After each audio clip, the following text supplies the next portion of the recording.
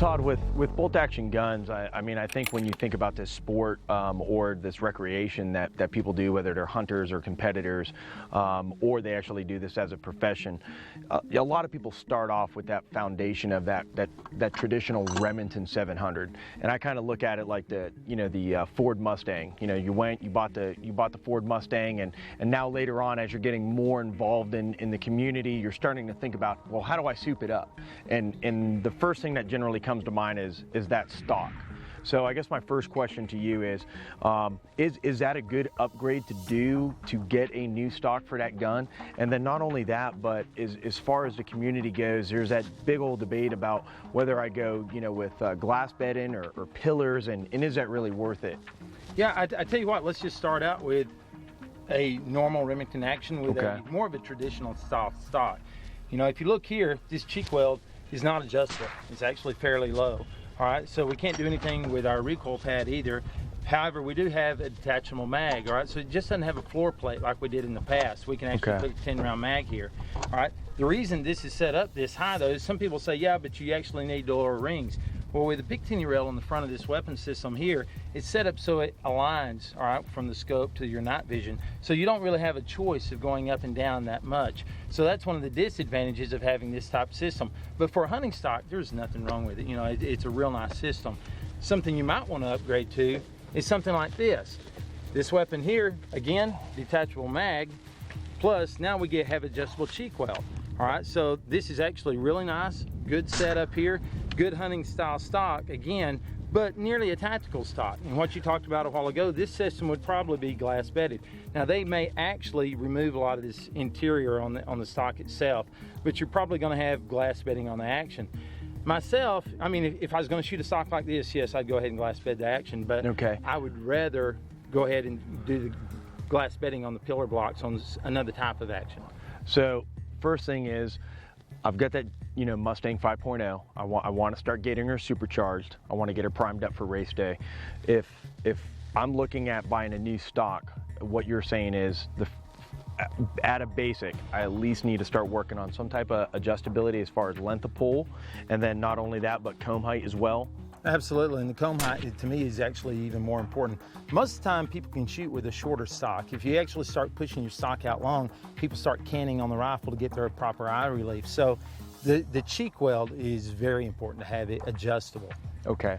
Now, the next step I look at is flexibility to the shooter, but there's also a practicality side of it, which is this bottom metal right here. And traditionally, I can feed rounds through the receiver of the gun, or I can actually use what I'm used to using a lot of times, which is magazines. So what is your take on that, and what's the difference that you see as an instructor? Well, as far as just the old floor plate on the bottom and where we could actually, stack rounds through the receiver, this actually is an upgrade. We can run 10-round mags, and I can have 2 mags already preloaded in my pack. So this is actually much faster. It's an upgrade, obviously, and it's one that I like. As far as a hunting application, if you're out hunting in certain states, you can't have a 10-round mag. All right, yeah. Okay. So you may have to stay with the 5-round mag, but I mean that's not a problem. You can utilize whatever you need for your hunting or tactical world that you're wanting to get into.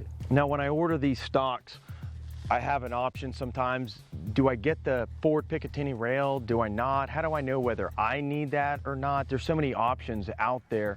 Do I get, regular sling attachments? Do I go with flush cups? What's your take on that? Personally, I like the flush cups. To me, that's a great device. It's a great tool. But when you really look at it, as far as the Ford Picatinny rail, obviously, with a tactical environment, if you've got night vision, you want to hunt coyotes with night vision, that type of thing, this is awesome. It's real nice to have. You might want something that has more modularity because whether you're running like FLIR hisses or duns or A-duns or PVS 22s or 27s, whatever type of I-squared device or thermal that you're actually utilizing, you may require more of a footprint. So sometimes you like the flexibility of something that has a full Picatinny rail. So it's one of those things that you have to look at. This has the flush cups, which are very nice. It has a bottom metal 10-round mag, adjustable cheek weld. This is a very nice semi-hunting, tactical stock that a guy could go out and enjoy all aspects of shooting. Now, is your decision of whether to get side flush cups or just a normal sling attachment going to be based on your method of carry? Not only that, but if you were to go out and stock or carry a weapon, where would you recommend, say, a righty or a lefty mount these things? Because sometimes, you know, they'll tell you, hey, you can put them on left, right, all over the place. And it's like, hey, can you narrow it down for me just a little bit? You know, and this is something that just with playing with, and which everybody should do. I like having them ambi because I'll actually place it on the left side forward, but I actually run my sling around over to the back side. And if you think about the physics of it, when you actually mount that weapon system, if that flush cup is sitting right here and you tighten it up and you start to cinch down on it, the physics is wanting to lift out to where the center of that flush cup is. So your stock is actually rising. What I like to do is actually wrap it over the stock and stick it on the right side. So as I start loading up, the physics of that strap coming over and under is keeping that line even so the gun cannot rise up. So that's a very good question. So on a stock like this would be more of a glass bed. Yeah, actually this probably would be glass bed. Most of the time, if, you know, traditional hunting stocks, I mean, they glass bed the whole stock, you know, so it'll be glass bedded all the way up. Now, what we started doing a lot now, they'll actually free float this. So the barrel's full free floated, but they're still going to glass bed the actual action, which in a system like this, you're going to have to do. You know, personally, myself, I'd rather have, you know, just bed the pillar blocks and have a free floating, you know, stocks. Now, what, to the shooter at home, to spend that extra money, what is the benefit of having it glass bed? And then not only that, but going the extra mile now and actually making it to where it's more of a free float system?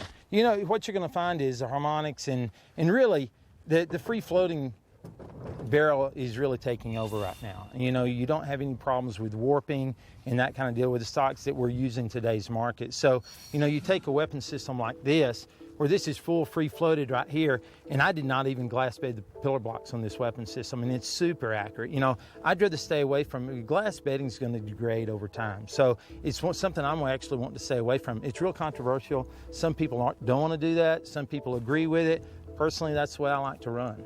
You know, if you look at this weapon system here, you actually have the 2.0 folder from AI. And when you're talking about money from one stock to another, you know, most stocks are running $600, $700, $800 anyway, you know, and you can get this set up here for, you know, probably close to $900 just for the stock alone. And most of these stocks, correct me if I'm wrong, I mean, as long as you have general mechanics awareness, you can actually put this thing together yourself.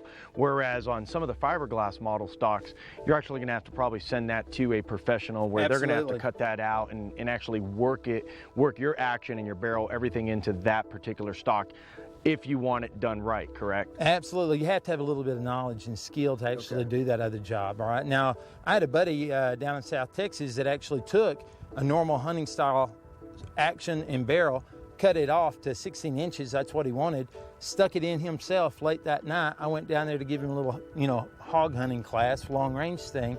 He stuck it in there, and it was a quarter-minute gun the next day. He had to do a little bit of work, not anything technical, just had to do a little modification to the stock where it fit nice, torqued it down, and it was ready to go. And it was in a stock just like this, so it's real compact, all right? You take a stock like this and set it in an Everly stock pack, totally disappears. So it's the ease of carrying it in and out, you're not dragging, you know, as far as the tactical world, you're not seen as being, you know, one of the snipers in the bunch. You don't have this big barrel sticking out of your pack. You know, again, you have the full adjustability right here with your cheek weld. It's a folder. This is an excellent stock, you know, but what you're fixing to see is an upgrade from this stock, even though you have Ford Picatinny rail here, to go ahead and grab that AX stock.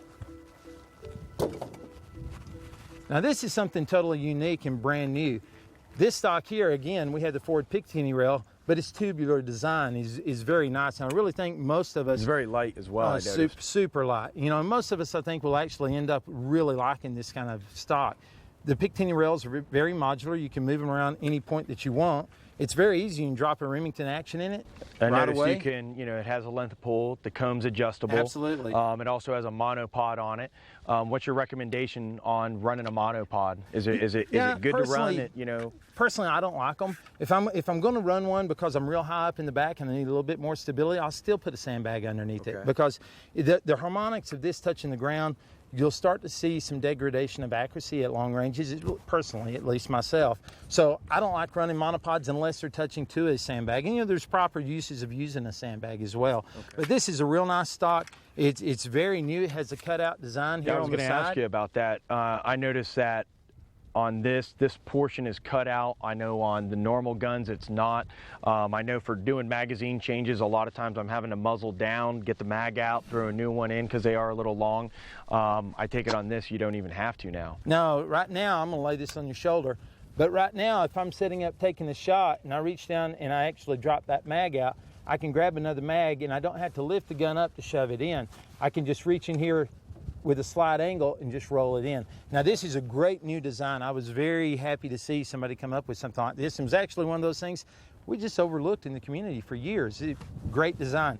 And this is a stock that I think is going to sell somewhere around $1,300. So when you look at it, by the time you modify and glass bed and do everything that you're going to do to those other actions, all right, and getting that set up, you could do it yourself at home. Pay that much more money having something that's really nice like this. So bottom line is, first customization is trying to get a more practical stock on your gun, because based on what we learned in class, everything that we talked about as far as trying to get you behind that gun, directly behind that gun, set up in the right position the way you need to based on your scope and the way your gear's set up, these stocks allow you that flexibility that you need. Side folder, probably easy to get the bolt out, I imagine, the cleaner as well. I know on some of mine I actually have to pull the whole chief piece out just to get my bolt out, so having a side fold in stock is a huge benefit. So as far as the first upgrade, if I had just a little bit of money and I was trying to look at things, this would be a good way to go. Absolutely. Personally, I think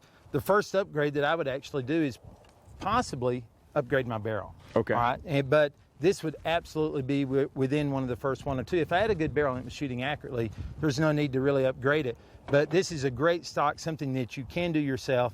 And it's not really that expensive in comparison for the modularity that you get out of it. So now those are upgrades for the Remington 700. But I could actually buy from a manufacturer something that's already set up, kind of like this TRG. So from the factory, I've already got this stock built in. Everything's good to go. I can actually move the rear piece right here. Now this is just a lot of options. You push in, it moves up and down very nice. You've got length of pull adjustments here. Your cheek weld, slide that up and down.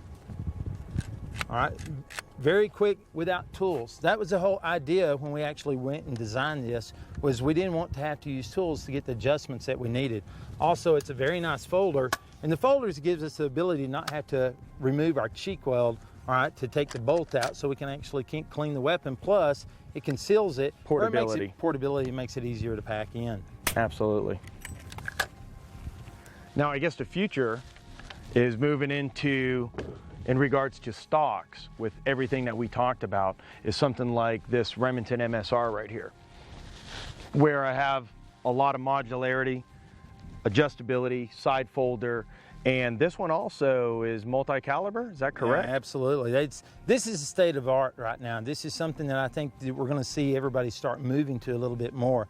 Obviously, like a while ago when we was talking the different stocks, this one actually folds back over the bolt, which was a very neat design, because now if you're packing it in, it's slung over your back. You don't have a bolt sticking in the middle of your back, true. Or this sticking in the middle of your back. It's more slimline, takes less space. All right, so if you look at it though, you've got the same adjustability here and here. So this is a really nice folder. All right, everything's monolithic in the rail, meaning it's straight one line, it's on the same plane. You've got adjustability on your side Picatinny rails. It's a very nice system. You have the ability to take off bipods like this and stow them, because when they're in the pack, this is the hardest thing to actually get out.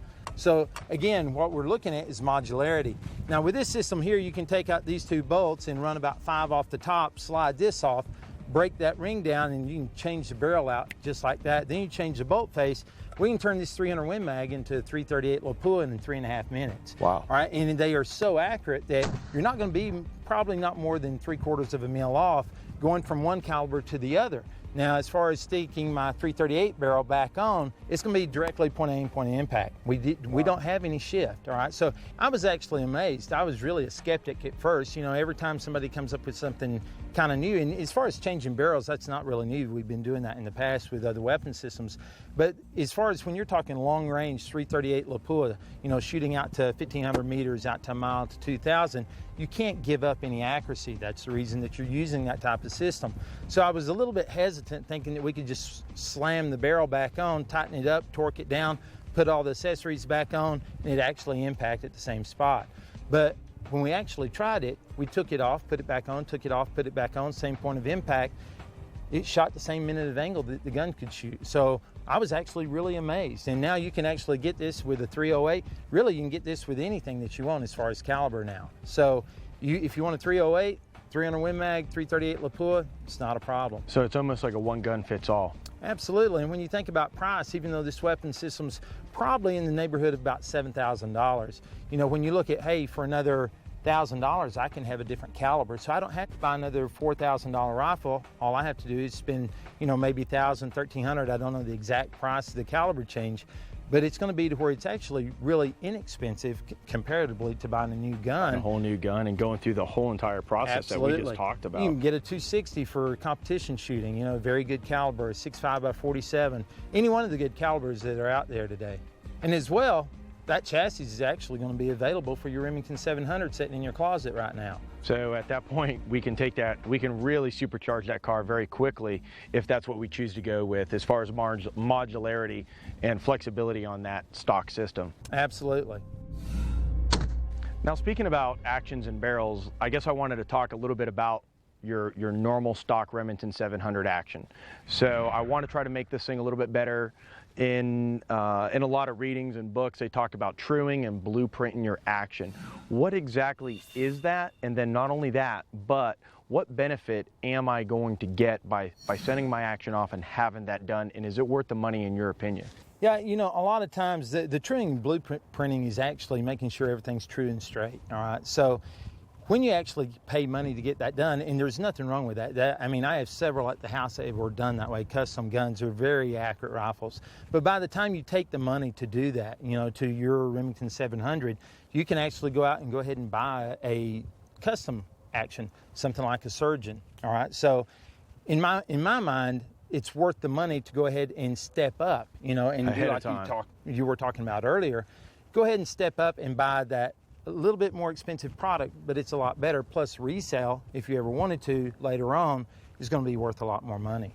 So what I have here is a rifle from Tactical Rifles, and they've trued and blueprinted this. So what you're telling me is I should get a lot better accuracy out of this particular gun because they spent the time to do that. Absolutely. And now, is that lining the bolt up more dead center with the barrel, or I guess what is the factory not doing that this custom gun shop like Tactical Rifles is doing with their guns? Because I know their actions aren't just trued and blueprinted, but I also know that they're very fast to move and manipulate. So I don't know if that's part of the process or if that's just a company spending a little bit of extra time, you know, putting a little bit more touch to it. Yeah, and I'm not a gunsmith, but you know, from what my gunsmiths actually tell me, they're truing up the face of the bolt, all right, and they're truing up the face of the action where the barrel actually fits and comes in. So everything in that standard stock action isn't always necessarily true, you know, to where it's straight and in a line. That's where you get your accuracy, that with the barrel, all right? So with your chamber and everything that's done there.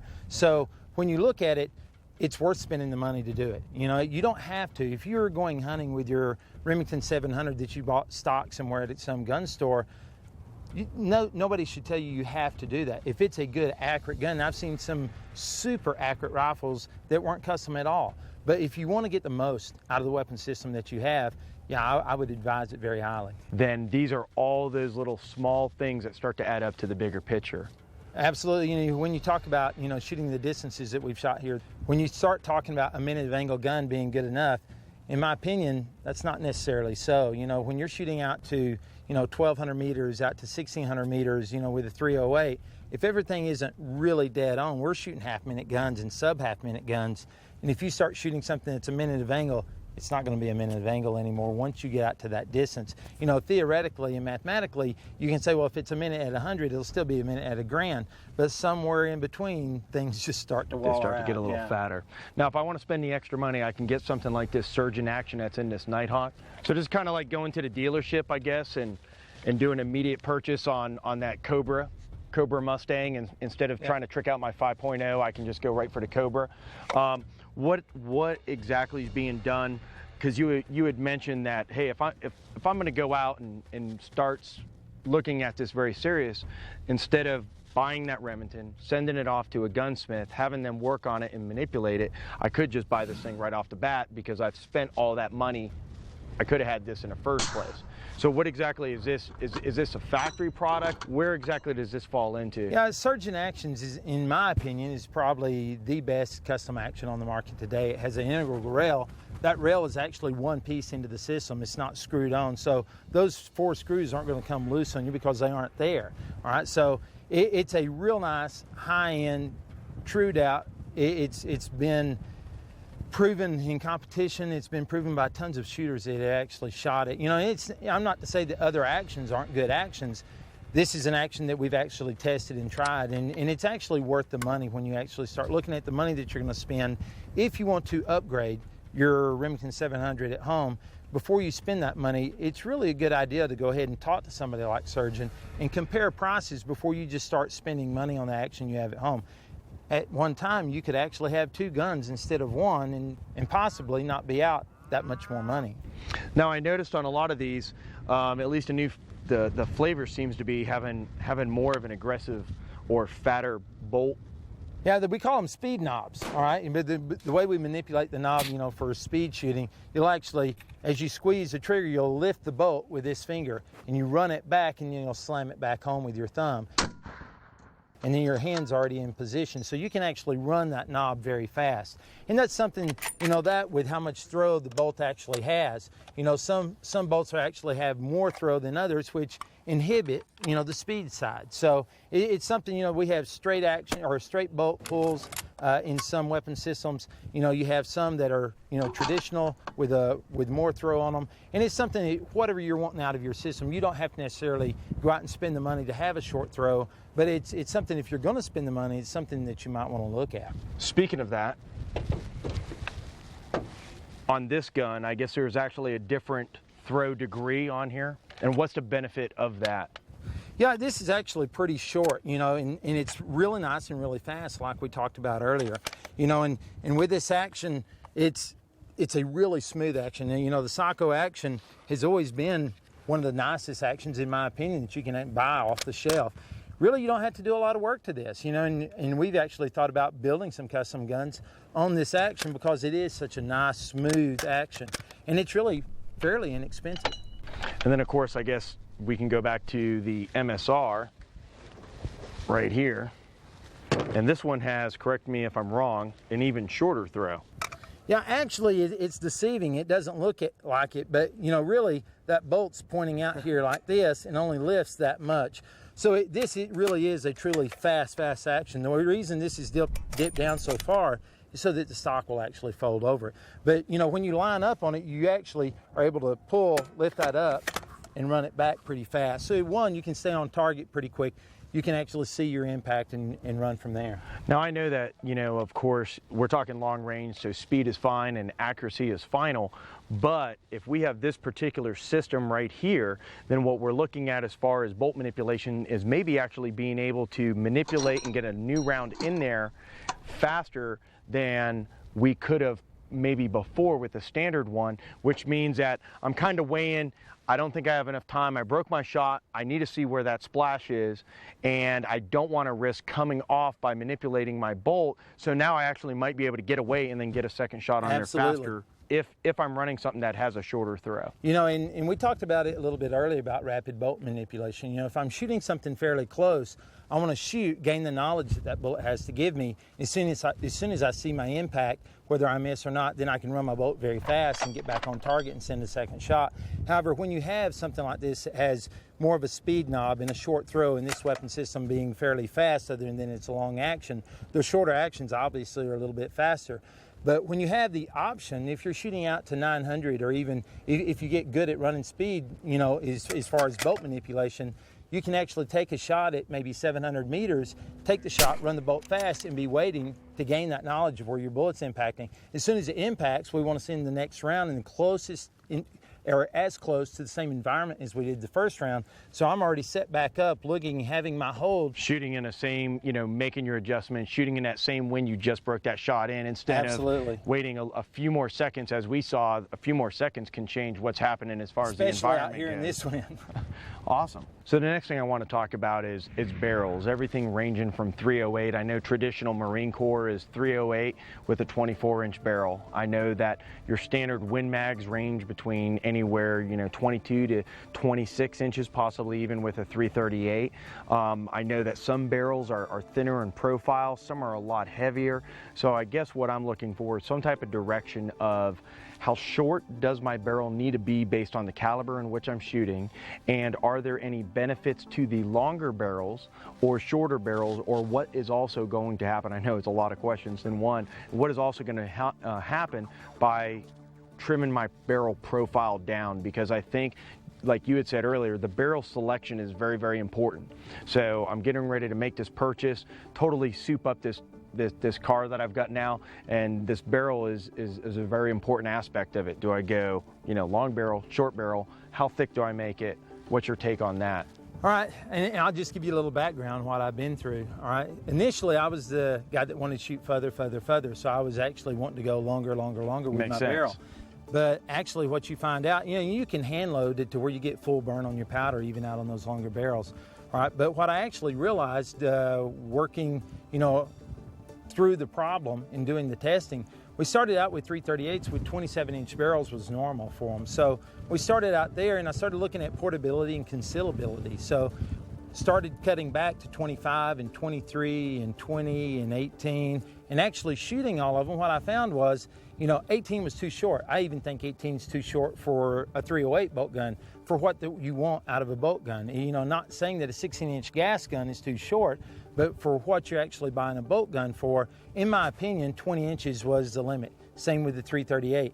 20 inches actually gave me the most performance. Now, I can take off a little bit of the weight, but that wasn't really what I was looking at. What I was wanting to do was maybe even get a heavier barrel slightly, all right, to where I could actually have a more rigid barrel so the harmonics wouldn't affect me as much. And what I actually found was I have nearly zero impact shift with my Surefire cans, and my groups at a mile was actually smaller than my 27-inch barrels. My son shot that 5-shot group at a mile at 15 inches, and when he was 14 years old the first time, that gun, I know with some other units in the military, has actually shot, when we were testing it, has shot a 19-inch group at 2,000 meters. So I know that the short barrel systems, at first everybody said, no, it won't work, Todd, you're losing too much muzzle velocity, blah, blah, blah. But, when we actually put it to the test, I'll never own another 338 over 20 inches. If you're going to shoot 20 or 23, some people look, I might go kind of in the interim at 23 or 25. If you're not going to shoot a 20, personally, I'd go straight to the 27 and get everything that it could get out of it. So I really like the shorter barrels, maybe possibly a little fatter, a little stiffer barrels, all right, so my harmonics are less. Now, it doesn't matter whether it's 308, 300 Win Mag, 338. What you've found, the data that you've seen is shorter barrel, stiffer barrel. Absolutely. Actually, we went from shorter barrels not only on our 308s and 300 Win Mags at 20 inches and our 338s at 20 inches. So for whatever reason, that 20 inch just keeps coming back as a super accurate barrel length, and as far as contour, you can do a lot of different things. You can make, obviously, if you're going hunting with it and you're hiking all over Colorado or somewhere, you wouldn't want a real heavy barrel. But if you're in a more tactical environment or a competition environment where you're looking at that pure precision, sure, that's something that you might want to go ahead and take on and carry with a little bit more extra weight. It's going to help in the recoil. It's going to help with harmonics. It's going to help with impact shift when you put your suppressor on. Now the next subject that I'm going to bring up is more of a cosmetic to me, and that is fluting. Are there benefits that you see to fluting? I mean, is above and beyond cosmetics? I mean, I can look at a gun that's fluted, or I forget what they call it when they've got that like twist going down the side. All looks great, but is there a practicality side? Is there a positive or negative side to that? What's your take on that? That's a good argument, because you're going to hear both sides from a lot of different people. Fluting, at first they say, well, it helps in the cooling because it gives you more surface area contact. But a lot of people that, I highly respect have actually agreed that it doesn't give you any better cooling effect, for your barrel. But as far as weight loss, yeah, it's a good thing. You have to be careful that the barrel has proper stress relief from the factory, because once you remove that material, the barrel, if it has stress in it, actually may impact somewhere else, so it may not be lined up, and it may not be as accurate as it was prior to removing and some people are real anal about actually taking any cuts off that barrel once it comes back from the factory. But, for myself, I wouldn't have a problem with fluting. I have a fluted 300 Win Mag. It's a very good, very accurate barrel, and we actually stick it in that MSR and run it. Myself, I'd rather go with shorter, all right, and then contour the barrel. I'm not a big flute person myself. That's not something that personally I'm looking to do. So more practicality is your side of the house. Now that leads in, you mentioned contour. So you had said earlier that as long as I'm doing long range, if I'm worried about that really, really crisp precision shot, then the heavier barrel is the way to go. Is there a major loss in, kind of tapering down that barrel? What you're going to see is the barrel heats up and you have that suppressor on it, or, even if it doesn't have a suppressor on it and it's a thin barrel, that barrel's going to droop as it heats up, especially when you're shooting big calibers like a 338 Lapua. Me and Eddie was out shooting a 338 that he had, a hunting type weapon system, and after the third shot at 1,200 meters, we were a half mil low. Oh wow! So it's already and then affecting once you it cooled that down, fast. and it didn't take long to cool down because it was a thin profile. But once it cooled down, it was right back on track again. Now, some people say, yeah, but all I need is, one or two shots. Well, obviously, in a hunting situation, really that's what you're hoping for, is you may only have one or two shots and then you can make that adjustment. Obviously, you can, and that's the give and take that we have to look for in a lot of equipment choices when you go up, and you're packing your weapon system and going up high. It depends. Do you want a shorter barrel that's a little bit fatter, maybe the same, weight as a longer barrel that's maybe, tapered down or fluted? So it's one of those things you're going to have to make up your mind for yourself. But personally, I like shorter barrels. I like stiffer barrels. For hunting rifles, you kind of have to weigh, what you want out of it. Personally, an 8-9 pound gun is a really nice system, maybe even 10 pounds. But when you start sticking in a 338 Lapua, it's a lot of gun to try and hang on to. And really, it's not that it's that hard of a gun as far as kicking, as recoil. But once you take that shot, you still need that knowledge of where that bullet hit. You need to call that shot for yourself. And with a super lightweight gun, sometimes the closer ranges, it's hard to actually, know where that bullet struck. So what we're looking at is, if I'm limited on funds, my question to you is, what are the first pieces that we've covered that you would have done to a gun? And then, of course, if I'm not limited to funds and I have the funds available, I can just make a purchase, what would be your recommendation on things, a couple options to take a look at, as far as, instead of spending, over a period of time, $3,000, hey, just take $4,000 and buy this? The first thing I do is put a good trigger in your weapon.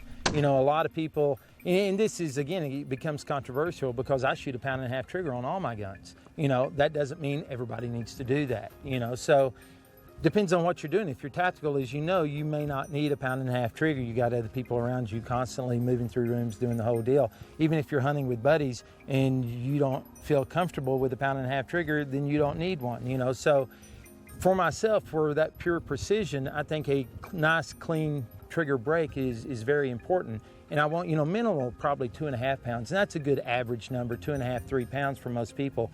And it's very safe. It's not a problem. And we have triggers that can be safe at that light weight. So that's the first thing I do. The second thing I do is, if your gun isn't accurate, I'd replace the barrel. And if it is accurate, then I would upgrade, to some of the stocks that we've actually looked at to give you that modularity and some of the other options that we've seen. All right, awesome. Thanks. Right. That's really good knowledge, man.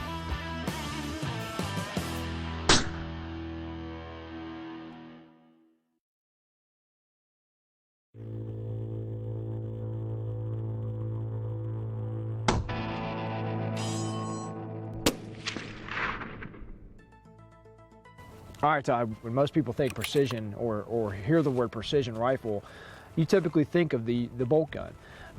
But with today's guns, these gas guns that are coming out nowadays, they're pretty competitive. And I'm finding that some of these gas guns that, like specifically some of these we've been running this week, are way more accurate than some of my bolt guns.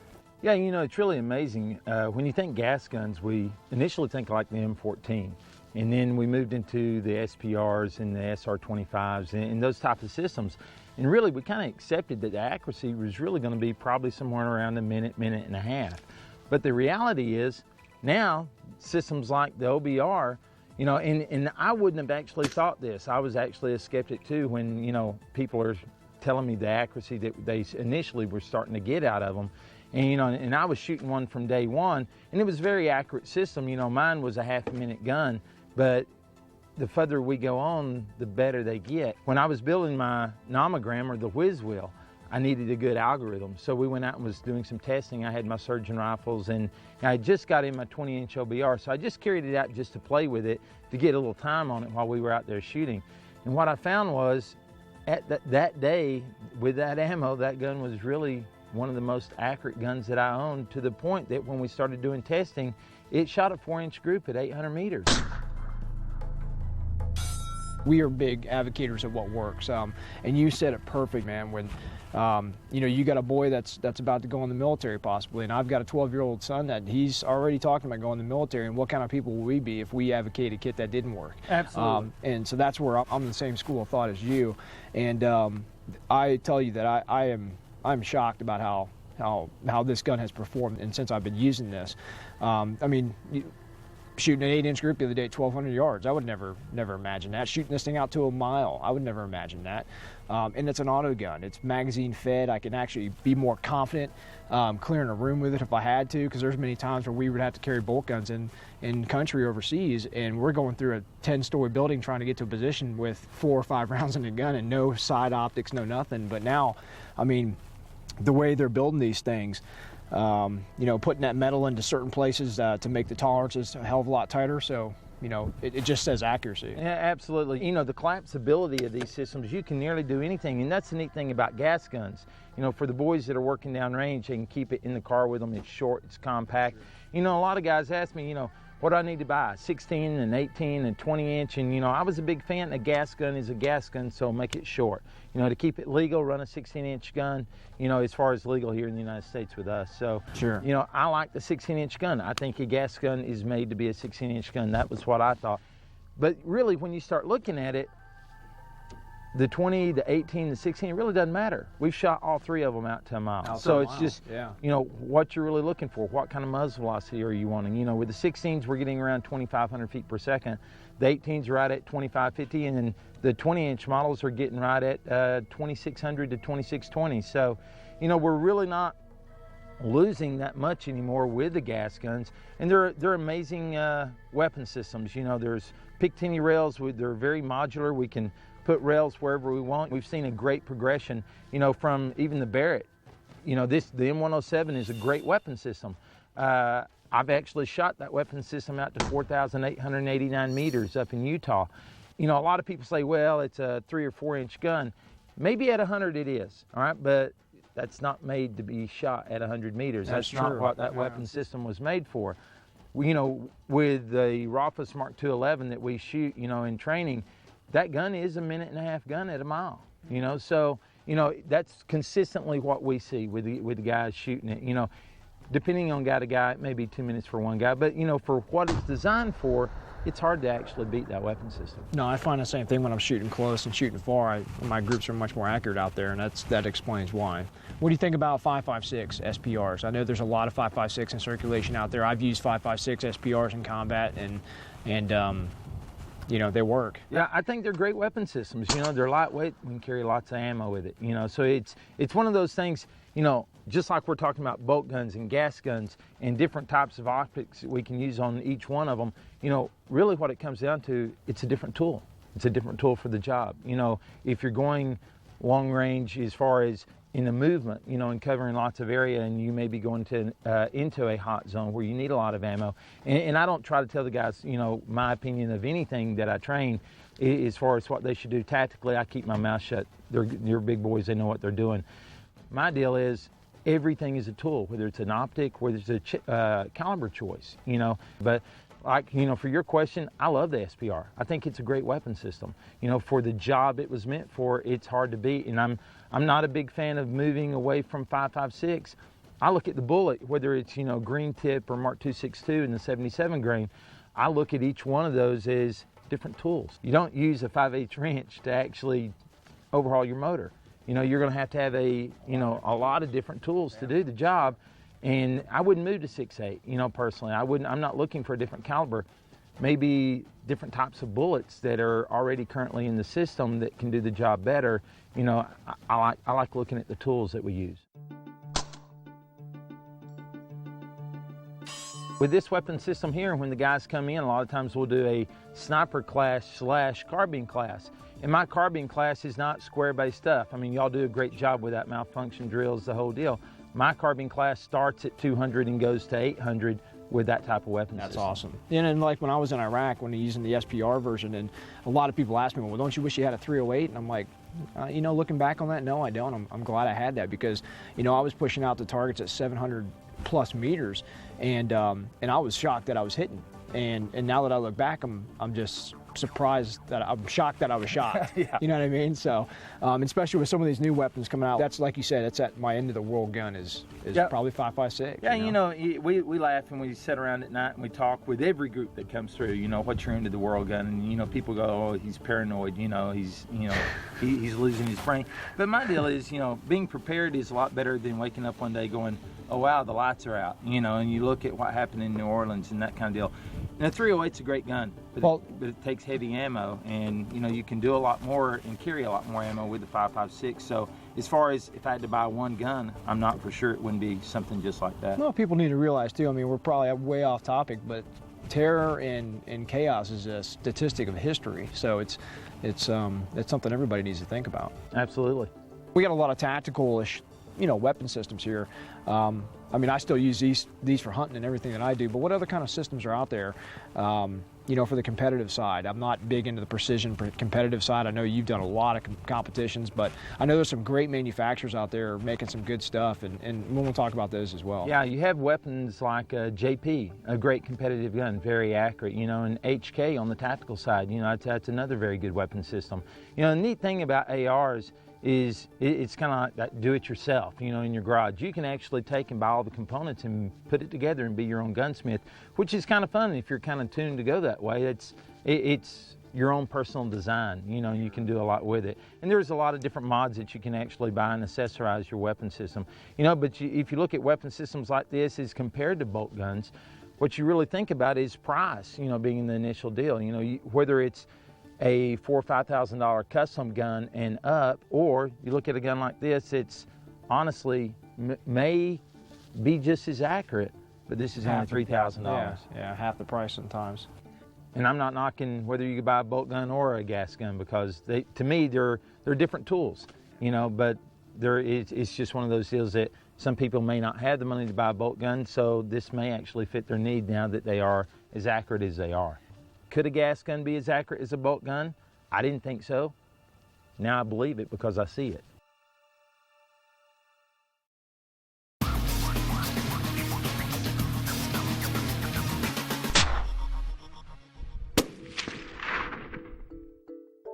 You know, Todd, one thing, coming from a big hunting background, I look for accessories that are either going to offer me portability and stability, but also lightweight. We understand that in a hunting, law enforcement, or military community, that ounces equal pounds, pounds equals pain. We've heard that saying a lot. So one of the things that I look for to give me good support and stability in the field for any of my systems that I'm running, be it bipods, shooting sticks, or even my packs.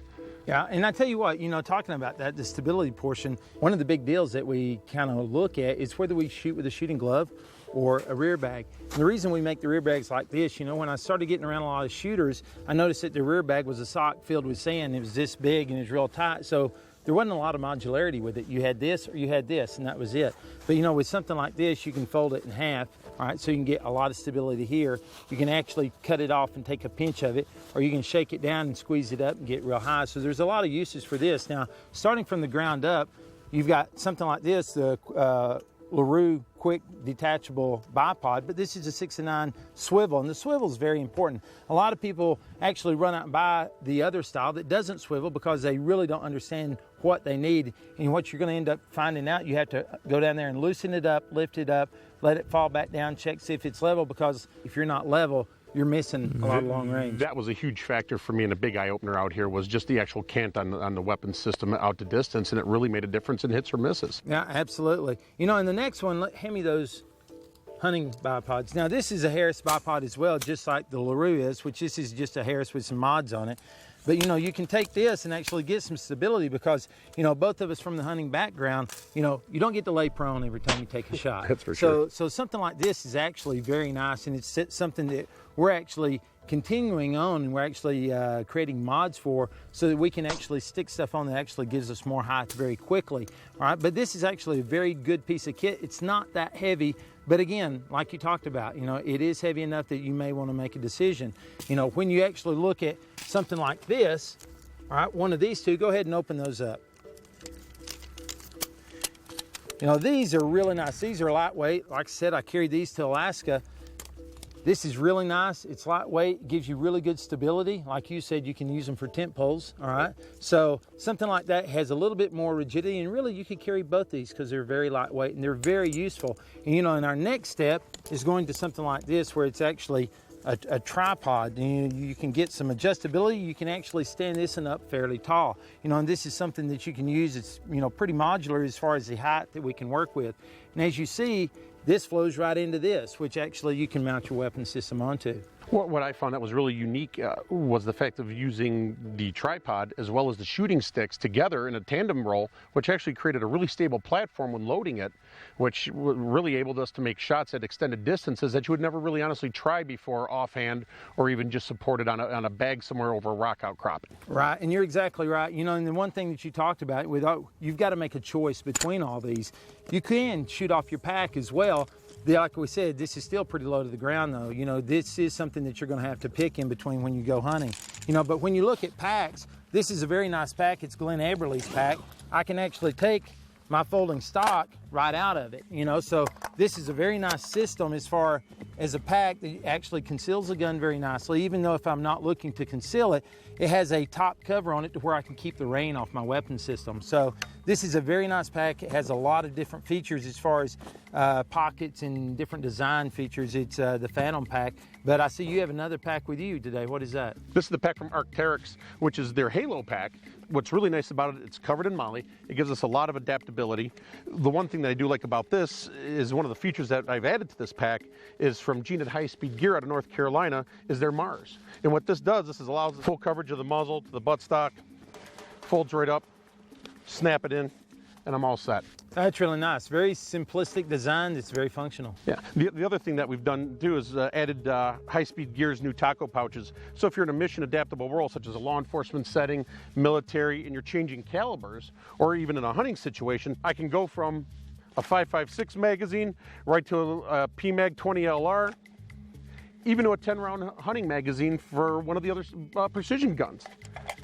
That's very nice. Very low profile, and it really serves a lot of purpose. It allows you to change from one set of kit without spending a lot of money and have it perform multifunctional roles. You know, really what you have to do is look at what you're doing. If you're going on a hunt, you have to decide how much weight you can actually carry. So you're going to have to decide whether you like the little sticks, little bipods. Look at your area that you're going into. Does it have high grass? Can you get up on top of a high hill? So this is just a very small taste of what's out there and available to the public. Yeah, there really is a lot available, and it's up to the user really to decide what their mission is and what's driving their gear choices. Absolutely.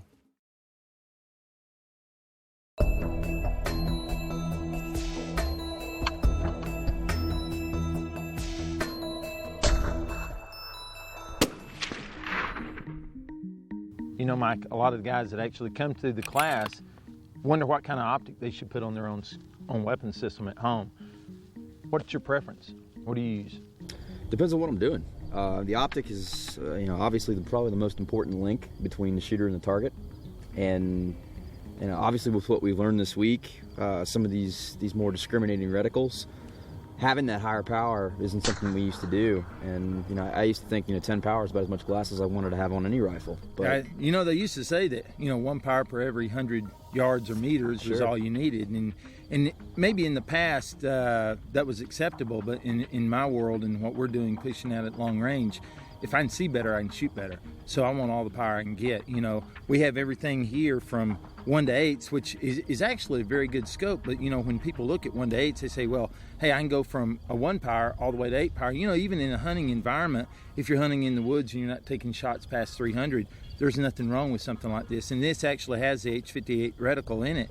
But again, it's not something personally that I would want to utilize going through a house, because I don't want to look through a tube. You know, if I had something like this and was actually running even as a secondary, the T1 that's mounted up on the system like this, off at a 45, you know, you can have it up and roll it over very quickly with both eyes open. And whether you're going through a house or just shooting a fast mover very quickly, you know, you don't have to wait and try to find him through that tube. For sure. I mean, that prairie dog pops up at 7 yards and Yep. you need to get on him quick. That's absolutely. So, you know, going from 1 to 8, and like you talked about, something like a possibly a 2.5 to 10 or a 3 to 9, something that's more of a hunting type variety.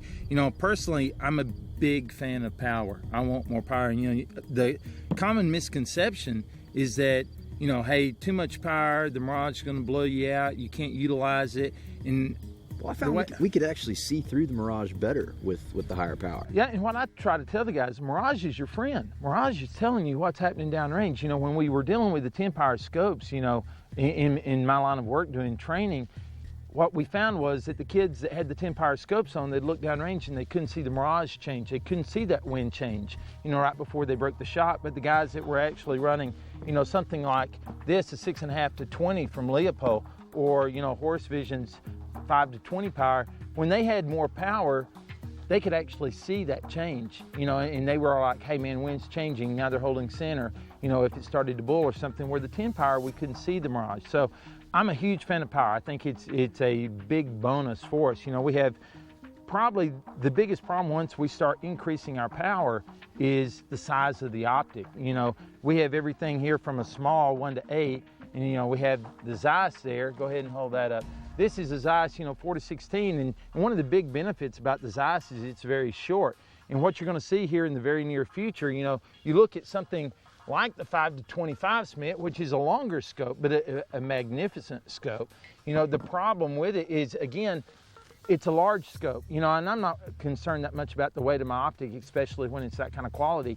But what I'm more concerned with is what kind of footprint I still have left for my night vision out in front of that weapons, or in front of that scope. These longer optics are eating up a lot of real estate. I mean, especially with a weapon system, you know, like the bolt gun here, we're just dealing with an optic mount right here over the action, and not having that continuous monolithic rail.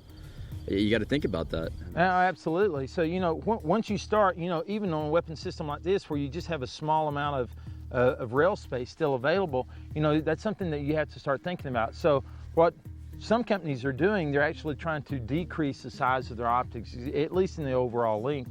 This is a 4 to 16, and you can actually see, you know, it's maybe an inch shorter than that one, you know, in the 5 to 25, but now Smith has a 3 to 20 power that's actually an inch shorter than the 4 to 16. So again, we're getting that maximum power. And what I've actually seen, you know, working through different power ranges all the time, different scope companies bringing stuff out, the 16 power I thought was the kind of more all-around good power. But what I've actually found now, you know, when we started working with the 5 to 20s in this Falcon from Horse Vision, the 20 power, I found that I stayed on 20 power all the time and I didn't have a problem. I wasn't dialing back down. And at 25 power, every now and then you may dial back down if the Mirage is horrible, as it can be out here sometimes. But the 20 power seems to be kind of optimal.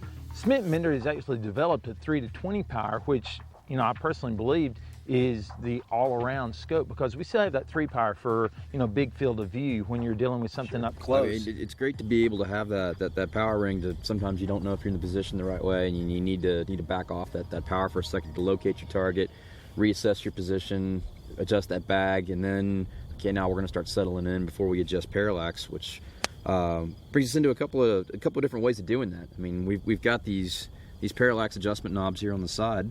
Sometimes referred to as a side focus knob, and then actually a large piece that's on the objective. What do you look for in that capacity?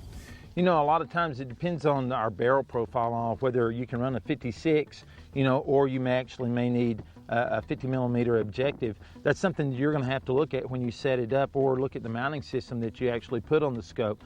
All right, but you know, when I'm looking at it, I want a very, you know, nice ocular focus adjustment. So again, we talked about this initially when you're setting up scopes.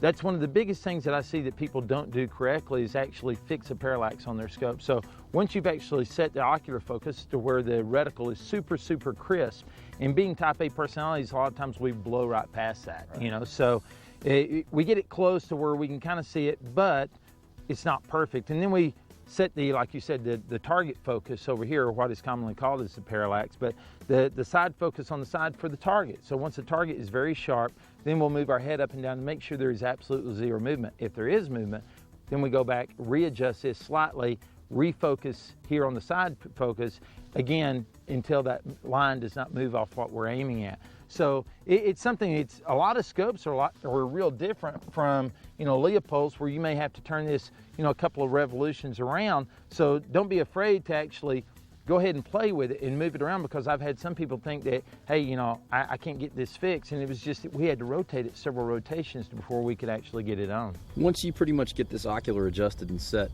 do you ever find yourself making any changes on it? You know, I really don't, from person to person, you know, and really, I'll be honest, most of the time, and I thought I have 20/10 vision, or grew up with 20/10 vision, and as I'm getting older, that's starting to go away. So I need reading glasses up close, but actually in my job, it's become a benefit because I can't see very well up close anymore as far as reading. So when I get down behind my students' rifles, I look through and I'm like, oh wow, how can he see that? And so I'm changing his actual, you know, ocular focus to make that reticle super crisp, because his younger eyes actually blow right past it and fix it. You know, they'll actually, you know, focus on that reticle even though that it is out of focus. So since my eyes won't adjust that quickly, I can set it for him and say, hey, try that, and he looks like, yeah, man, that's a little better. His eyes were just, you know, focusing on it very quickly and adjusting for it. So, you know, if you have good young eyes, you know, like yourself, go ahead and look outside, focus somewhere else, and look right back in the reticle. So if that reticle starts out blurry and then becomes sharp, that's something that you actually need to go ahead and make that adjustment. And if you're moving your head and you see that line separate from your target that you're aiming at, then you know you actually still have parallax, and that's what you need to fix. But you know, as we get older, maybe there are some benefits. We got a lot of nice optics here on the table. Let's talk about some of the adjustments some of these scopes have. We've got everything from 1/4 minute elevation turrets here to 0.1 milrad to the Zeiss here with 1 centimeter at 100 meters. Yeah, you know, working with the military guys, you know, the M3 Alphas on the M24s have 1 minute clicks. So every click equals 1 minute of angle. It's not a very fine adjustment. That's not a very fine adjustment for a precision rifle, exactly. This one here actually has 1/4 minute clicks, which that's a very nice system. The problem with that type of system, as far as I'm concerned, is why am I looking at a mil system inside my scope, being the reticle, and dialing in minutes of angle? Now, I know that's old school, and that's the way that it's been done forever, but you're starting to see a big trend to scopes like this, which are actually 10th mil corrections. It equals the amount of measurements that I'm looking at in my scope, which actually makes more sense. And it's, you know, people look at it and they go, well, I don't understand what a mil is, or, you know, a centimeter. You know, I was the same way, you know, being a country boy from West Texas, I didn't know a mil from a millipede, you know. So basically when I started shooting with, you know, utilizing mil dots and mil corrections, it really came to you very quickly. It's really intuitive. So it's not something that people have to get outside their comfort zone and try. You know, if they look at it once and try to play with it, very quickly it's going to pick up.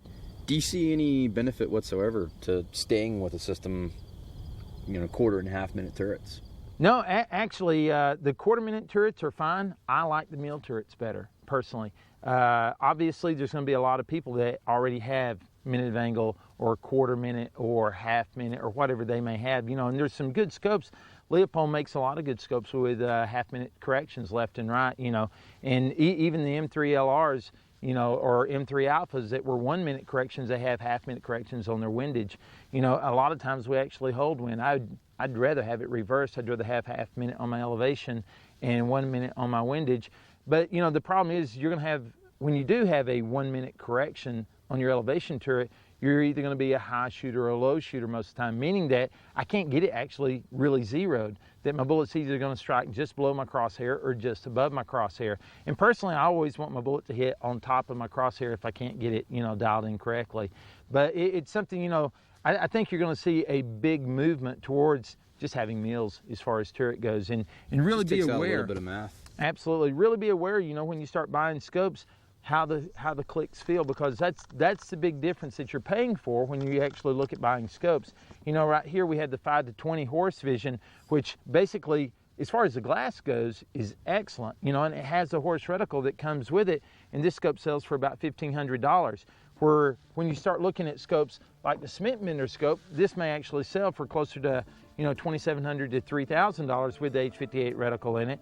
But that's one thing that you're looking at. What you're paying the extra money for is actually the mechanical adjustment being super correct. So when you actually calibrate that scope, you're going to aim at that little box at the bottom of the cat's target, and then as you dial 10 mils, you're going to see that bullet impact, 10 mils high, hopefully. All right, so, and then you'll go ahead and dial another 10 mils up and see that bullet impact at 20 mils high. A lot of times your scope may not have that adjustment, but you can actually go up 1 mil, 2 mil, 3 mil, and actually see where that separation is and see if it's calibrated or not. And not every scope will be calibrated, so it's something that you really need to know if you're dialing. That was one of the huge advantages of the horse reticles, was we don't have to dial with them. You still can. That's one of the things, the misconceptions. Well, it's a horse reticle, so I still like to dial. Nothing takes that away from you. It's still a good quality scope. You can still dial if you want to, but you don't have to all the time. So by skipping using a mechanical man-made mechanism with the reticle, you feel like we're going to get a finer adjustment by just holding off using that horse reticle? Absolutely. When you look at mechanical man-made clicks, even though companies do a very good job most of the time, the quality companies in making those clicks be accurate, what we're finding is even when I use a horse reticle at the distances that we've been shooting this week, when you dial, you're looking at shooting at, it could be as close as 1,285 meters, and we're holding 20 mils. I may want to dial 10 and hold 10. And there's nothing wrong with that if you're shooting a scope that's capable of being accurate. So what you're paying for in one of these higher quality optics, in addition to the glass, you're getting a mechanism you can rely on. Absolutely, absolutely. But, everybody at home can afford a $3,000 scope, and that's one of the deals. That's like, we kind of talked about earlier. How many rifles do you have at home? Do you have 5, 6, 7 rifles? How many scopes do you have? Most people put a scope on every rifle. And instead of having maybe a $400 or $500 optic on that weapon system, maybe you could sell all your scopes, get a quality optic, and utilize that one scope on everything. So you're shooting the best glass available, and you're still shooting it on all your weapon systems, and some people had rather have scopes on everything, but personally I'd rather have super glass, really high quality glass, and enjoy it on every weapon system that I own. And if you're going to spend that kind of money and actually really get a nice high quality piece of glass, you really want to take care of it. So what we have here is the Tenebrex scope cap covers. This is nice soft rubber. All right, it has a nice detent in it to where it snaps, holds really nice and secure. This thing isn't going to be popping off. As you can see there, it pops on real nice. But this thing actually lays back pretty flat. You're not going to break these things from what I've actually played with them. So these things are really nice. You can see how flat they fold back so they're not sticking up in the air like this. But this is actually something that you need to think about if you're actually buying, really any type of glass. You'd want to make sure you take care of it, and having good scope cap covers is something you need to look at. Okay, so I think another feature that a lot of people look for in a scope is illumination of that reticle. What are your thoughts on that? When it comes to illumination, I grew up hunting and we didn't have illuminated reticles, and the people will tell you, there's 15 minutes, prior to sunrise and 15 minutes right at sunset or right after sunset that you're going to lose that reticle and you can't see it. And really, going out and shooting a lot at those times, it's really a period of about 3 to 5 minutes. And, in a tactical world, there'd be no reason, why you'd want to, start something at that period without already having, that night vision on. So if you're hunting and you don't have night vision, illuminated reticle, there's really nothing wrong with it. I don't see that much advantage in having illumination personally. It's something a lot of people like. It's one of those things, Some people want it, some people don't. You can save a little bit of cost not having it. And to be honest, it's one of those things, some people like it, some people don't care about it. You know, I'm kind of stuck in the middle. There's times I've had eliminated reticles now for the past 7 years, you know, and running them every day pretty hard. And to be honest, you know, as far as going out and hunting with them, I've only actually lit them up twice in the past 7 years. So we don't use eliminated reticles very much, at least in the line of work in my training that we do. Let's talk a little bit about how we're going to get this optic on the weapon system. Yeah, and that's one of those things that you really have to kind of be careful about, because there's a lot of rings out there that you have to take time and lap, because the surface areas won't match up with your scope, and you're only gripping the very tip of your scope or the very back of your scope in those rings. So, you know, it's, again, that's one of those things that you're attaching a $3,000 potentially piece of glass to your $4,000 or $5,000 weapon. And it doesn't have to be that way. It could be a $600 scope on your $800 rifle at home, but you're still going on your deer hunt and you don't want to miss a deer because your mounting system, you know, the interface there. So again, it's something that you really need to take time and, you know, do some studying. And personally, I prefer the LaRue quick detach system, you know, and it's pretty controversial. A lot of people don't like levers. They don't think it's a real secure hold. You know, but I've actually done testing to where we actually, you know, took and locked this in to a Picatinny rail, all right? And then once we actually locked it in and aimed at a target and actually dialed a crosshair, you know, to where it was perfect, and then took it off, once we locked in like this, you could actually see your crosshairs were off the target, but once you know, activated that camming system, once it cammed in, the crosshairs settled right back perfect every time. So I went out and shot it. You know, I'd shot it previously before we actually set it up and run it on a camera and sat there and watched it align itself back up every time. In shooting it, I'd taken it off, put it back on, shoot, take it off, put it back on, shoot, and I'd done that over 100 shots. And really what I found was the gun was maintaining the minute of accuracy that the gun was able to actually maintain. So I was actually, you know, really shocked at how well they actually really do hold accuracy, taking it off and putting it back on. You know, and this is something, again, that you can use with multiple different weapon systems, you know, whether it's a AR style platform or a bolt gun, as long as it has a 1913 standard Picatinny rail. And as you'll remember, when we actually changed scopes from, you know, past your scope to the right drill, we actually, you know, Travis had his scope with these levers, and when we gave it back to him to re-zero his gun, he just put it back on, shot his same dope on the targets that were downrange, and was immediately back on target. You know, so another thing that we actually need to cover, though, is actually torquing all this down. Now, again, when we start doing our levers, you need to have these contact at about 45 to 60 degrees, like right there, right when they make contact. Personally, I like mine pretty tight, so really I want this at about 60 degrees when they make contact. All right, once you do that, you lock in the back. All right, now this one is actually set up right now on a different 1913 standard Picatinny rail, which means they're not all standard because that one's a little bit loose. All right, but then we actually need to take and torque these down. Personally, I'll actually torque them down to probably 20 to 25 pounds, depending on what I'm using. But 20 pounds is a good torque to actually do that with. Now, another system that you can actually utilize, or what a lot of people actually have, is something similar to what we have here, whether it's Night Force or Badger or whoever. And this system here, you know, you're going to have to torque these down. You know, you can get a wrench. It is a 65 inch-pound torque wrench. But what most people do, they just run up here and snap them over. And that's something that really I kind of teach against. What I like to do is, you know, if you want to make sure it pops twice, that's fine. But on that last time, just turn it barely right before it snaps, then let off. We know we already actually have the torque on it, but what I don't want it to is reverberate. I don't want it to hit and come off a little bit. So that way I don't end up with one ring torqued down to 65 and one torqued down to 62.5. Absolutely. So once you hear that snap, then the next one's just bring it over till it starts to snap, and you can actually feel it, you know, starting to roll loose from that cam, and then come back down. Imagine that gets pretty important with calibers like 338 Lapua and even some of the 300 Win Mags without a can on it. That recoil could probably, you know, back those bolts off to where you're getting a shift in zero. Yeah, unfortunately, we have seen that a lot. And like you're talking about, even with the larger calibers, as much as we shoot with the 308s, you know, 200-300 rounds a day, we actually have them actually slip off, you know, a couple of times this year. So it's something that you have to check I would advise probably every day, you know, go ahead and snap them in. You know, something that we have to be aware of, when we're taking off our scope and putting it back on, you can't just place it anywhere on that rail system and it maintain, you know, it's zero. So what most people do, they'll actually mark their rail somewhere, or you can put these index clips on. All right, once you put the index clips on, then you know that you can actually push it forward to that one spot, you know, and sometimes guys will put them behind and in front and you know exactly where you were at. So those are nice little pieces of gear that you can actually have to remind you exactly, if you do take your scope off, where to put it back to.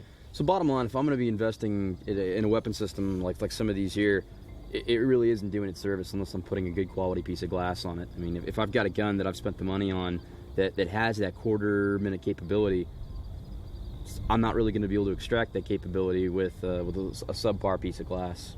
Absolutely, you know, and there's a lot of different things that you can look at when you're buying glass, from, you know, illumination to power to nice, you know, parallax. But one thing, you know, that you really got to be aware of is this is just a small smidgen of what's on the market. You know, there's a lot of good companies that make a lot of good optics. You know, there's a lot of different reticle choices out there.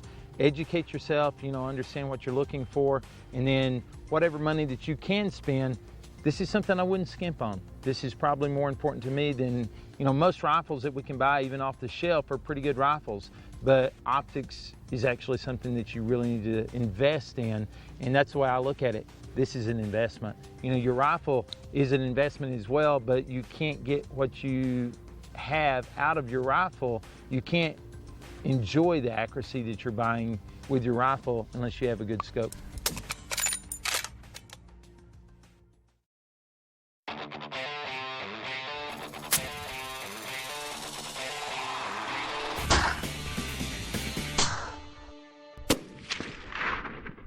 Let's talk brakes and suppressors, Todd. Brakes and suppressors are becoming really popular in these communities and shooting, specifically the precision shooting community. I mean, we've been using these cans for the last week now, and it's just so nice to be shooting. But let's talk a little bit about brakes. You know, a lot of guys see in precision rifles a typical crown, you know, and they're, you know, maybe afraid, or they're wanting to venture into maybe putting a possible brake on. And so what are some things we need to look for when we're doing that? All right, now, there's a lot of different types of brakes out there, you know, anywhere from the 50 cal brakes, you know, that have that huge belt, sends a lot of overpressure backing around, to something like this. This is actually a real nice comp brake that you can slide your can straight over, but this actual brake has a larger port right here. This is more like for a right-handed shooter, to where, you know, when you stand up and you shoot that weapon system, it's going to move our mass because the recoil's on the right side of our body. So if anything, the gun's going to want to move high and right. Well, they've actually increased the gas pressure moving out of the right side of the gun. So now it's sending, you know, the barrel this way as opposed to normal recoil. So now it kind of equals out, and that's what we're looking for. So as soon as I shoot, I'm staying on target. And, you know, whether you're shooting gas guns, bolt guns, it really doesn't matter. What we're really looking for is less felt recoil. Sure. You know, we want to keep that gun on target the whole time. And with some of the brakes that we're actually shooting today, man, they are so nice. You know, other than they are loud, you know, obviously they're going to be a lot more, you know, a lot louder than just a crown barrel, which crown barrels are still, you know, very, very acceptable. Great hunting, you know, weapon systems as far as whether you want to crown it, whether you want to put a brake on it, if you want to put a can on it. You know, personally, some of my hunting rifles still just are crowned. You know, I know I have friends in the competitive side. Well, you're not out there shooting all day long, you know, like probably what you're going to go into talking about competitors. You know, those guys don't want to put 308 or 300 Win Mag or even 338 on their shoulder for, you know, 50 rounds without having a brake or a can on. That's where I started getting into brakes, because I was shooting so much. You know, I needed to find the best thing for me, and I went through multiple brakes until I started finding the ones out there that really worked for me with that felt recoil. Absolutely, the felt recoil is really what we're looking for. You know, it's going to be louder. We accept that. You know, you can get a suppressor to put on your brake if you want to quieten it back down. But as far as the main thing that I look for in a good brake is that felt recoil. I want to take that off my weapon system so that my sights stay on target the whole time. Yeah, and what guys I think need to be careful of is when they're going out there and they've got that crown hunting rifle, or they're building a precision rifle up, you know, who's turning that thing down and who's threading it for you. Because I mean, like I said, I've even got my own CNC equipment on my house, but that's something that you've got to be 1,000% accurate within the truing process, because I've seen people blow up cans just like that when they Absolutely. throw a suppressor on there, and next thing you know, pop, they just wasted $1,000+. Yeah, you know, and it's one of those things that, yeah, I agree with you 100%. You need to have somebody skilled doing that job, you know, and as far as looking at different types of brakes that you can actually put on as well, you know, you may decide you want to put a 338 brake on a 308 weapon system. You know, I run anywhere from my 338 cans like this here on my TRG 42. It can fit on my 300 Win Mag on my MSR. It can also fit on my Surgeon 308, because I'll run the same brake across 3 different types of weapon systems. And I'm not really getting any lack of accuracy either. You know, it has more volume, it's a little bit larger. You know, it's not, you know, a 308 can on the 308 gun, which is actually a little bit smaller. But what you're going to get out of it, because it does have more volume, from what I can tell, it's actually a little bit quieter, you know. So, No, I noticed that. And I'm not yeah. really looking for the quietness. You know, my side is it's all about the accuracy. You know, with a suppressor, you get increase in accuracy. The bullet is actually leaving in a lot cleaner air. Instead of having the gases from a crown, you know, skew out the left or right side, depending on how good your crown is, you know, those gases are going to encompass that bullet. But what you're going to find with the suppressor, the gases are actually going around that bullet as it leaves. You know, and some people will talk about suppressors increase the muzzle velocity. Well, you really don't want that. You know, I don't want to have 2 different dope sheets for my suppressed weapon system and my unsuppressed. That's a good point. You know, Yeah. these actually increase. I'm gonna be honest, most of mine are about 15, you know, feet per second difference. But, you know, like I said, you're gonna have some impact shifts from some cans, and that's what you gotta be aware of. The problem with some cans, you take it off and you're, you know, 1.5 mils low at 100 meters, you know. When you put your can on, you take it off and now you're way high. So again, harmonics, everything, barrel length, barrel stiffness, you know, most of my cans are 0. You know, probably the most I have is on my 308 cans, I may have like a 0.4 shift is all I get, you know, on my guns, but I shoot, you know, fairly stiff barrels most of the time. But when I move into my 338s and my 300s with the 338 cans on them, I have 0 impact shift. You know, with a 27-inch barrel, when we were doing the testing, I would get 0.2 mil shift, you know, so, and which is very acceptable in my books. You know, that 0.2 mil, that was fine, you know, but beware. That's not with all They're not cans. all. Absolutely. And there's a lot of manufacturers, and, you know, I know a lot of them, and actually friends with a lot of them in the industry that make cans. But do your homework, find out what you're looking for. And, you know, it may be a price, it may be because somebody lives close to you and you think that, you know, you have more accessibility for, you know, if you're looking at warranty or whatever. And really, there's not much even maintenance on these cans. To be honest, I've shot, I can't tell you how many thousands of rounds, you know, through my cans. I haven't cleaned one yet. Yeah. So, you know, if I was bad going about that, too. if I was actually going to clean it, I would get a ultrasonic cleaner, put it in there and let it run and knock out all that carbon out of there. You know, you can actually increase the weight of the can just in carbon alone. But, you know, like I said, I've shot, I don't know how many thousands of rounds through these cans already, and I haven't cleaned them yet. You know, you may take a brush and just run through and make sure each surface area going down through those baffles is actually clean and removed from carbon. Sure. Just running a brush with Impro 7 on it is, but as far as actually stripping the carbon out of them, I haven't done it yet. You know, I bought an ultrasonic cleaner just in case. You know, I was ignorant at the time. I didn't even know, you know, how long they would last before I'd have to do that cleaning. And as soon as I saw degradation in accuracy, I'd go ahead and do that test and see what I could get out of it. But right now, we haven't seen the need to actually go in and do any cleaning. Yeah. Well, cans are a really great thing to have. A lot of people look at them as, hey, it's that tactical looking thing on the front of your gun. I mean, we shot all week long without any ear pro in, and that's, I mean, you can't ask for more than that when you're running 338s and 300s and just the recoil difference that you get. And you can actually talk and hear people, you know, on the range if you got your kids out there or you're teaching them or something like that. It's just a great way to run a gun. And I like the economics of like what you said. If you can't afford $5,000 worth of cans, get one. Yeah, you may have a little bit more mass here on the end of your gun, but if that's what you're looking for, you can outfit every one of these guns with one can. You know, I grew up, I didn't have cans growing up, you know, and I had never really shot around suppressed weapons, but it'll hook you. as soon as you get out and you go try it. It's one of those things, you get out there and you shoot all day without Air Pro, you know, and it's so nice. You can sit there and you can talk to your buddies on the line. And even for me in the training environment, when I have a team comes in, we're fully suppressed, you know, all week long doing training, you know, and we'll take them off and do some quick tests, you know, point of impact shifts, that kind of thing, making sure our dope's still good at distance and working different types of technique. What you're going to find is that week of suppressed shooting is so enjoyable compared to unsuppressed. Absolutely. You know? So absolutely. I think it really does bring another level of enjoyment to shooting. You do have an increase in accuracy from what I've seen from most weapon systems. It's probably nominal, but there is some there. But really, when you get down to it, it just brings that level of enjoyment up a little bit, shooting suppressed weapons. It's not because it's high speed or, you know, No. it looks cool. To me, it's just like you talked about. It's nice not to have to wear Ear Pro and be able to take that shot, whether you're shooting a 338 down to 5.56. Yeah, absolutely. So when guys are looking for brakes and cans, biggest thing is, I mean, most of these guns now, like that are sitting here, to the exception of some of these really custom guns, come already threaded and trued, ready to go. But if you're going to do it yourself, make sure you got somebody that's professional doing it, and make sure you're doing your homework on your can, like you said. Absolutely.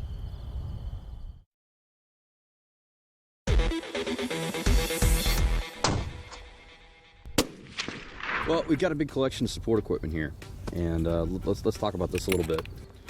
We utilize these PDAs heavily in the class, and this was a real eye-opener for me about what a great backup tool, you know, this ATRAG software is to these long-range shooting solutions. You know, really, the ballistic solvers have really changed the way that we look at long-range shooting today.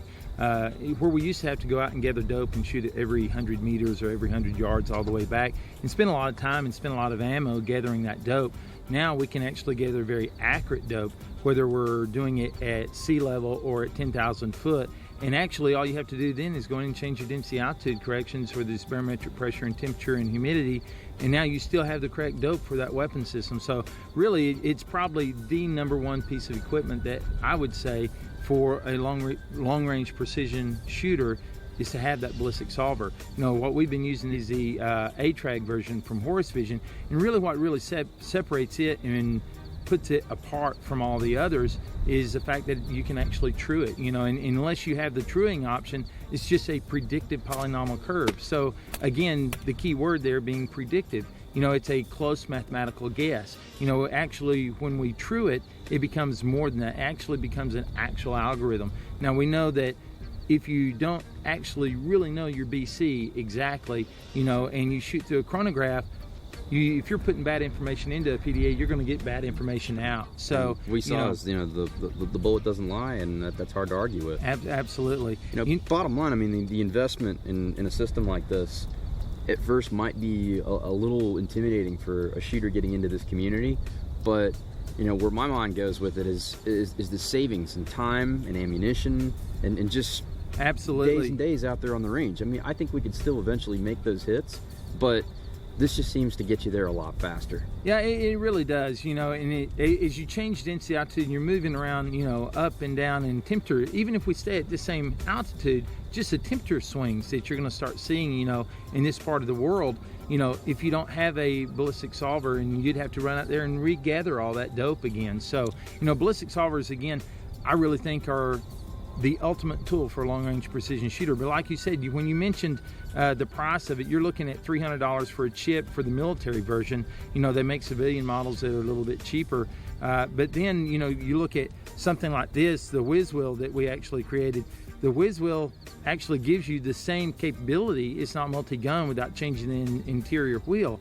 But with this device, you can still true. So it's not just a fancy range card.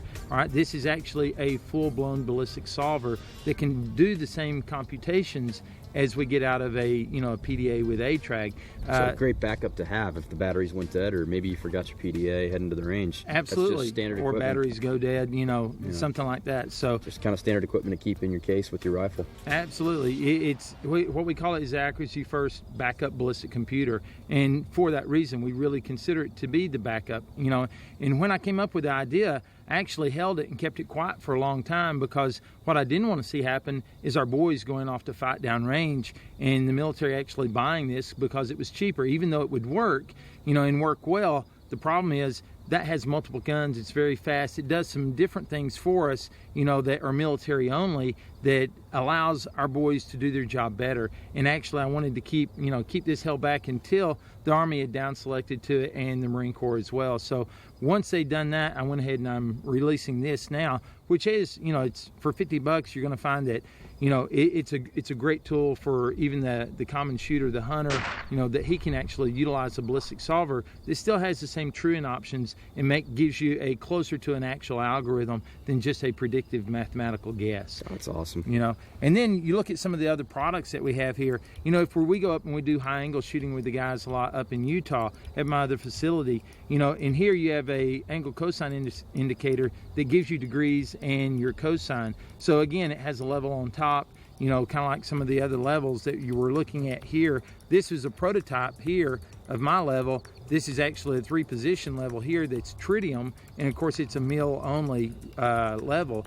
But, you know, we make the same models without the tritium vial in there for the hunting market. You know, as you've seen, it's very important to make sure that reticle's level. You know, once you get off that golf course range, it's one of those things that at distance, it really starts showing and proving itself. You know, I've seen this piece of equipment's kind of a controversial piece, whether you need it on your scope, your gun, or you're starting to kind of get bogged down with the gear. But I'd advocate anybody that's going to step into your world and start shooting at these ranges. So I can see even at 500 meters what a huge benefit having this level on my weapon system would have been. And the cosine indicator, you know, we didn't do a whole lot of high angle shooting, but for you know, shots like that and other creative shots, I mean, I can see how this would be, you know, it could definitely help you out. Yeah, it's kind of one of those tools that when you need it, there's nothing to supplement for it. You know, we teach guys how to actually, you know, have lines on their stock to show them their angle to where they can actually aim at the target and look at the line on their stock pointing at their feet, and he actually gives them their angle. So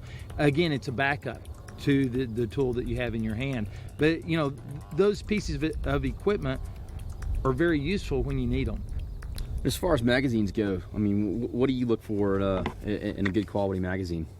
All right, really, reliability is number one. You know, a lot of the problems that we've had in the past with a lot of weapon systems as far as malfunction have come from mags, you know, and nowadays there's some really high quality mags out there that really, it's not just another piece of kit, it's actually what keeps the gun running. So, you know, that's something the viewer really needs to be aware of, and it's one of those pieces of kit that you really can't skimp on.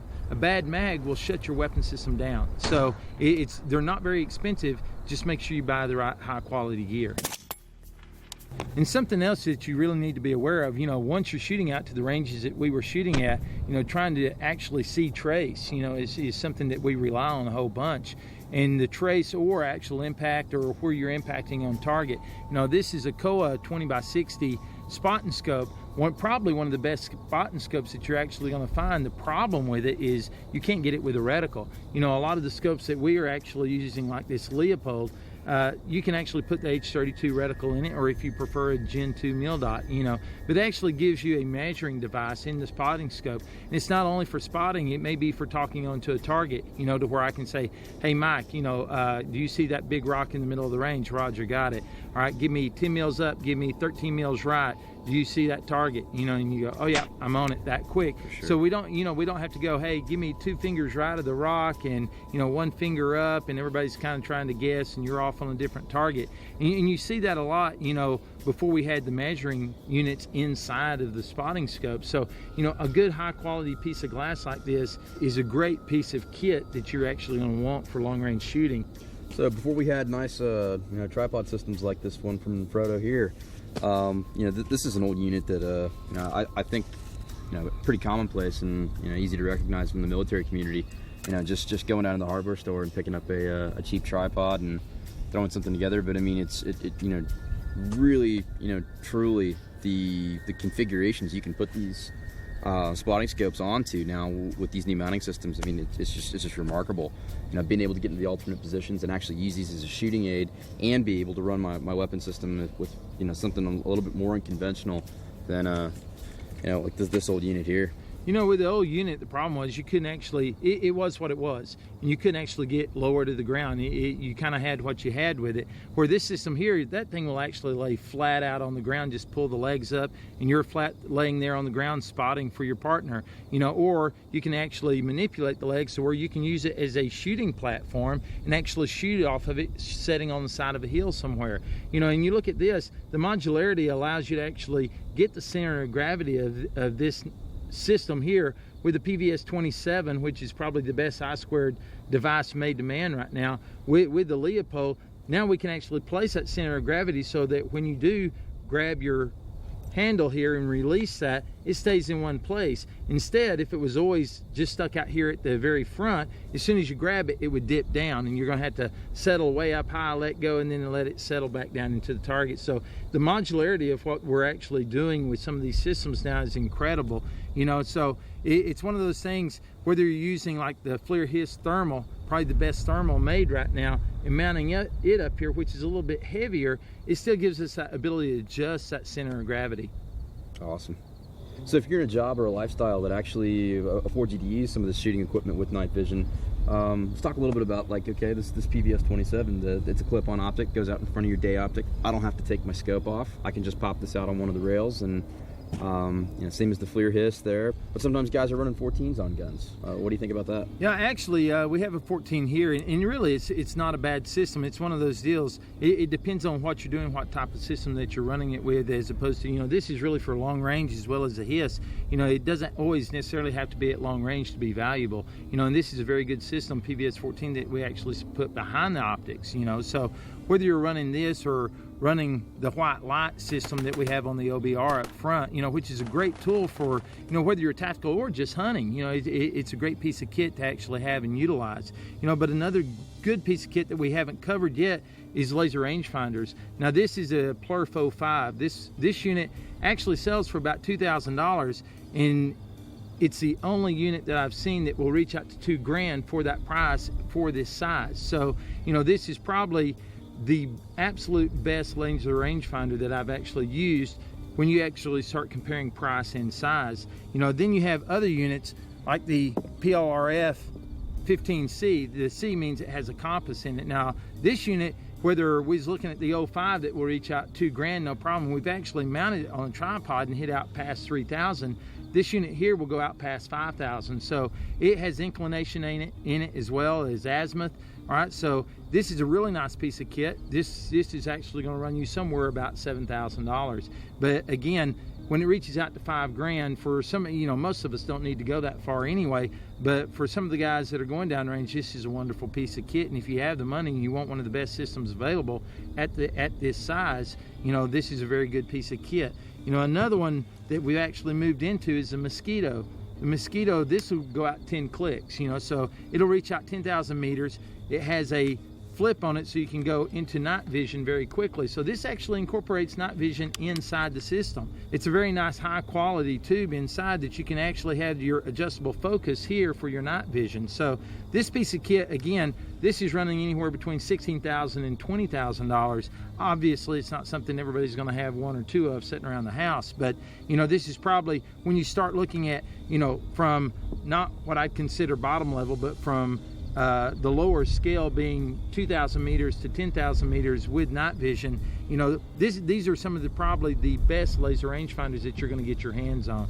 You know, there's other optics out there that you can utilize, but what you have to understand, you know, whether they already give you the calculation for range, that necessarily may not be correct, you know. And when you do high angle shooting, you know, and you're shooting 800 meters at 60 degrees, you know, the old cosine math, you know, a lot of guys will say, hey, yeah, but 60's half, so it's 400 meter dope. But the reality is at 800 meters at that 60 degree down angle, you're going to miss by shooting at 400 meter dope. So you have to understand where the capabilities really are, and understand that sometimes that might not work. And really, some companies may say that, you know, their laser rangefinder will reach out, whether it's, you know, 400 or 800 or 1200 or 1600. You really need to go out and test it, because what we've actually looked at, and when we decided to pick laser rangefinders, the aiming reference point that you actually utilize on this to actually know where your laser is hitting, these are very refined, and that's what we want. You don't want something that's going to cover up a pickup truck when you're trying to range a target at 800 and the target may be a deer. So, that's something, the size of the diode, the capability, you really need to be aware and do your homework. All right, obviously everything sitting here isn't something that I have to have every trip to the range or out on my hunt, but if you could just kind of put it in a nutshell for me, what's your bare minimum load here if you wanted to go out and spend a day shooting? Obviously, I'm a huge believer in levels, as well as, a ballistic solver. My deal is those items don't cost that much. You're looking at $50 here, and in a level doesn't cost that much as well.